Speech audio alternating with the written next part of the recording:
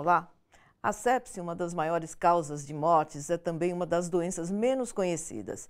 Pesquisa realizada em 134 municípios brasileiros mostrou que quase 94% dos entrevistados nunca tinham ouvido falar dessa patologia mais conhecida por septicemia. A sepse é a resposta do organismo a uma infecção que pode ser causada por bactéria e, se não for diagnosticada e tratada rapidamente, pode comprometer o funcionamento de vários órgãos e levar a pessoa à morte.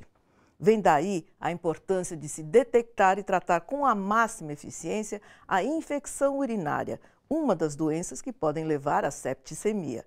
Esse é o tema do Bom para Todos, que começa agora. Só beber água já basta para diminuir a infecção. Febre a gente não descobriu de onde vinha. Aí começou a fazer exame de sangue, aí fez exame de urina e constatou que tinha uma infecção lá. Quem tem infecção urinária, ainda mais recorrente, a água é remédio.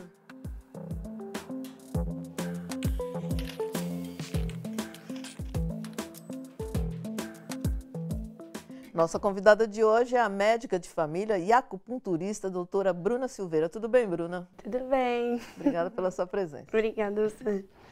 Uma infecção urinária mal tratada ou não tratada pode ter consequências fatais. Foi o que aconteceu recentemente com duas figuras públicas brasileiras.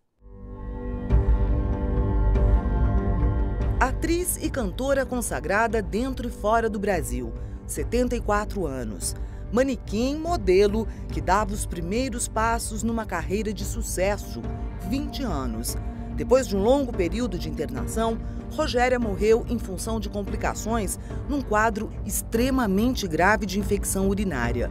Em menos de um mês, Mariana Bride foi diagnosticada, hospitalizada, sofreu amputação de pés e mãos e não sobreviveu à infecção urinária que se espalhou por todo o organismo.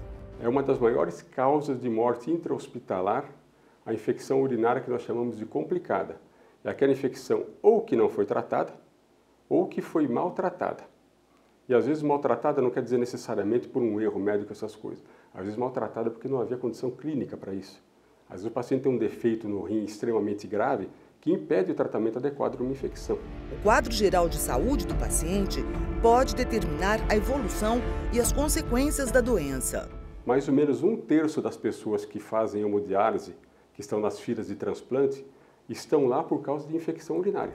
A intensidade da dor, característica da infecção urinária, não determina a gravidade do quadro. As mais graves são as infecções que geralmente atingem o rim. Então, quando ela atinge o rim, muitas vezes ela dá pouco sintoma da parte da bexiga, da uretra. Muitas vezes o sintoma, por exemplo, pode ser uma dor, que é difícil às vezes você dizer se aquela dor é do rim ou é de coluna, de algum esforço, alguma coisa. Quem deve se preocupar mais com os sintomas são aqueles que pertencem ao chamado grupo de risco. Aquelas pessoas que sabidamente já têm pedra no rim, aquelas pessoas que sabidamente já têm outras doenças do rim, às vezes doenças congênitas, nasceram com uma malformação renal, alguma coisa assim. Muitas pessoas já sabem que tem isso e num dado momento vão ter uma infecção urinária.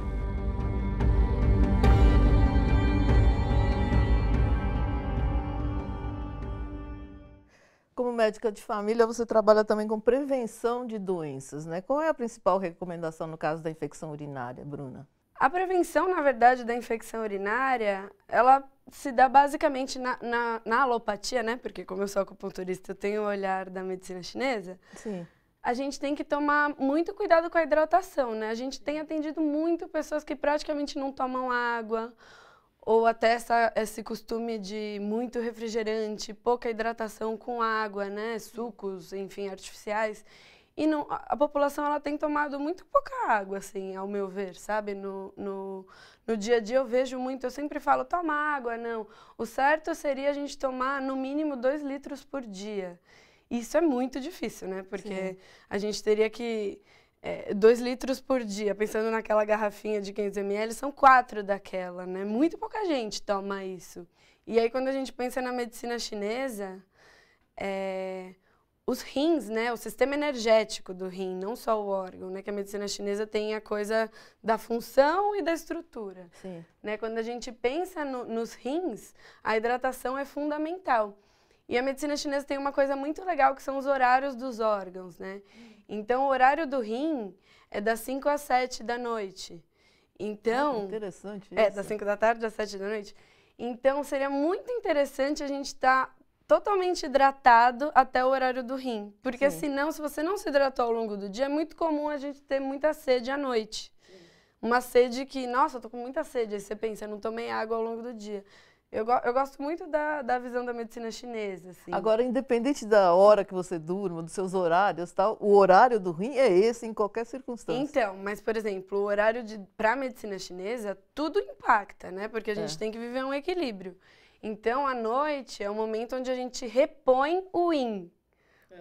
Sabe aquela bolinha preta e branca, que tem o pontinho preto no branco, o branco no preto? Sim. Esse é o Tai-Chi, né? Que é o equilíbrio dessas duas forças para a medicina chinesa. O Yin é a estrutura. A gente repõe a estrutura dormindo. Se você não dorme cedo, se você dorme pouco, com certeza a gente vai ter o que a gente chama de declínio do Yin. E aí a estrutura, quando ela declina, a gente tem um aumento do Yang, que é a outra parte. E o Yang, ele gera sinais do que a gente chama de calor.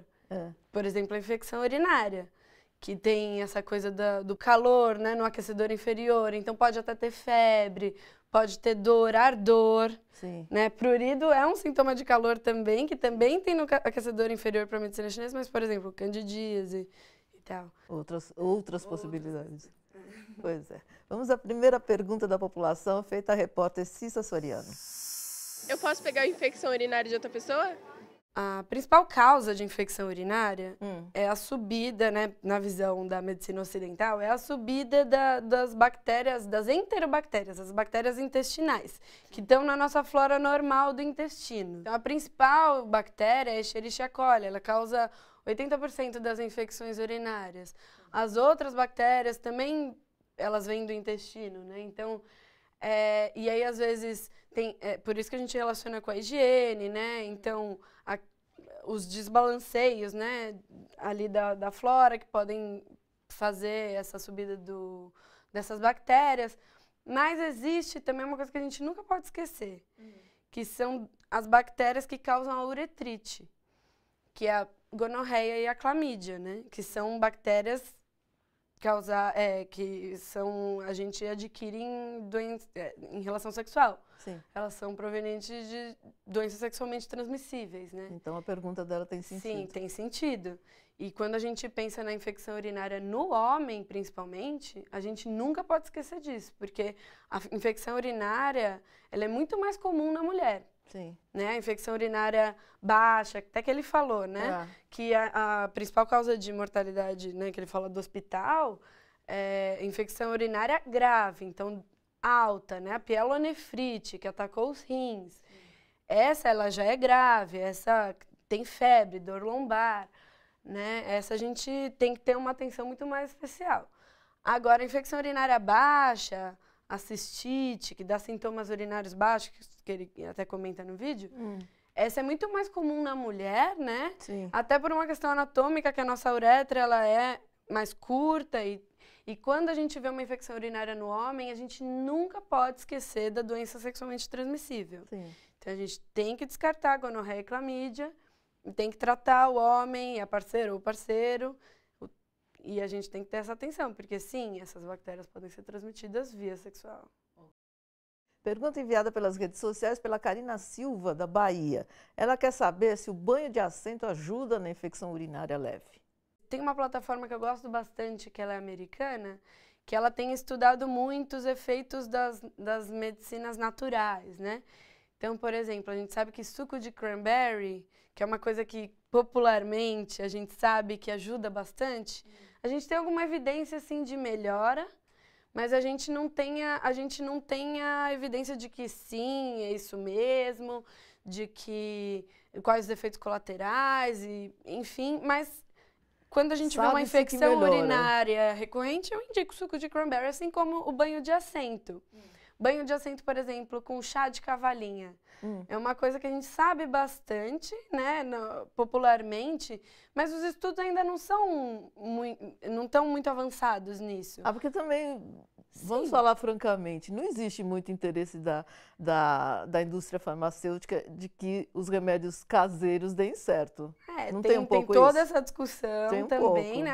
Até por isso que a acupuntura e a homeopatia, por exemplo, elas São não muito são comprovadas. contestadas, São mas muito contestadas. quem usa sabe. Só que, por exemplo, enquanto médica de família, que eu tenho a possibilidade de acompanhar de perto.